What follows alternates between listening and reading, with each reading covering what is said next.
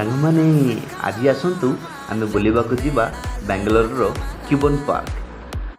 ଏ Cubbon park ଅଧିକ ଜଙ୍ଗଲ ଲାଗେ ମୋତେ। ଆମେ ଦୁଇ ଜଣ ବୁଲୁ ବୁଲୁ ଆମକୁ ଲାଗୁଥିଲା ଯେମିତି ଗୋଟେ ବାଘଟି ଡେଇଁ ପଡ଼ିବ ଆମ ଉପରେ। ତାପରେ କିଛି ସମୟ ବିତିଲା ପରେ ଆମେ ଦେଖିଲୁ କିଛି ଲୋକମାନେ ଆମ ସହିତ ଚାଲବୁଲ କରୁଛନ୍ତି।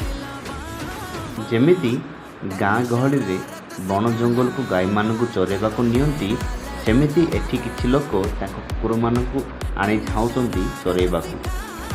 ତାପରେ ପାର୍କ ମଧ୍ୟ ଏଠି ଅଛି, ଯେଉଁଠି କିଛି ଲୋକମାନେ ବସିକି ବାର୍ତ୍ତାଳାପ କରୁଥିଲେ।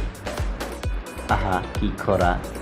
ଏ ଥଣ୍ଡା ଦିନରେ ଖରା ଗୁଡ଼ାକ ଦେହରେ ବାଜିଗଲେ ଏମିତି ଲାଗୁଥାଏ ଯେମିତି କ'ଣ ଗରମ ଖାଦ୍ୟ ଦେହକୁ ଗଲା।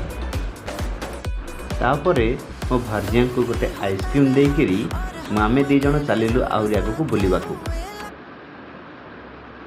ହିରୋ ଦେଖନ୍ତୁ ଏଠି କେତେ ପ୍ରକାର ଗଛ ଗୁଡ଼ାକ ଅଛି, ବହୁତ ପୁରାତନ ଅଟେ।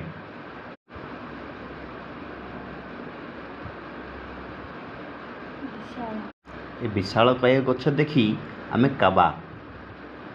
ତାପରେ ଗୁଣ୍ଡୁଚି ମୂଷାର କୌତୁହଳ ଦେଖି ଆମେ ଖୁସି। ଆଉ ଗୋଟେ ବିଶାଳକାୟ ଗଛ, ତା ପାଖରେ ପାହାଡ଼ ପରି ବଡ଼ ବଡ଼ ପଥର ଗୁଡ଼ାକ ଥିଲା। ସେ ମଝିରେ ମୋ ଭାର୍ଯ୍ୟା ଛିଡ଼ା ହେଇକିରି କ୍ୟାମେରାକୁ ପୋଜ୍ ଦେଉଥିଲେ। ତାପରେ ଏଟା ରହିଲା ଦୁନିଆର ସବୁଠୁ ବଡ଼ ଟେନିସ୍ ୱମେନ୍ ମ୍ୟାଚ୍ ଆମେ ଦେଖିବାକୁ ପାଇଥିଲୁ। ଏମିତି ଆମର ବିତିଥିଲା